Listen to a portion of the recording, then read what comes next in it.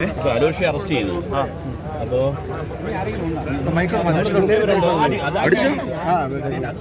അടി കിട്ടിയ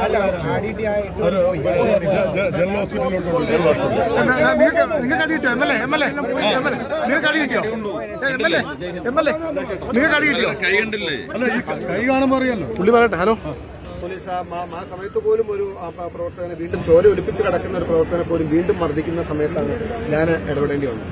എന്നിട്ടും പോലീസ് ഒരു മര്യാദയുമില്ലാതെയാണ് പെരുമാറിയത്. എന്നാൽ വെൽ പ്ലാൻഡ് ആയിരുന്നു. പോലീസ് അടിച്ച് നിർദാരുണ്യം അടിക്കാൻ തീരുമാനിച്ചു വന്നാൽ കുട്ടികൾ മർദ്ദിച്ചു, അവരെല്ലാം പരിക്കേൽപ്പിച്ചു. ഇതാണ് ഇന്നത്തെ തീർച്ചയായിട്ടും ഇതുകൊണ്ട് പോലീസിനെ വെച്ച് അടിച്ചൊതുക്കാമെന്ന് പിണറായി വിജയൻ ധരിക്കുന്നുണ്ടെങ്കിൽ is absolutely wrong. He made a big mistake. മുഖ്യമന്ത്രിയുടെ നിർദ്ദേശത്തിന്റെ അടിസ്ഥാനത്തിൽ തന്നെ അടിച്ചതാ മതി. മുഖ്യമന്ത്രിയാണല്ലോ ആഭ്യന്തരമന്ത്രി നിർദ്ദേശമില്ലാതെ ഇതുപോലുള്ള കാര്യങ്ങൾ ഇത്ര ക്രൂരമായി കൈകാര്യം. കാരണം ഇതിവിടെ ഹാൻഡിൽ ചെയ്യാൻ പറ്റാത്തൊരു സിറ്റുവേഷൻ ആയിരുന്നില്ല. ഇവിടെ ഒരു പ്രൊവോക്കേഷൻ ഉണ്ടായിട്ടില്ല.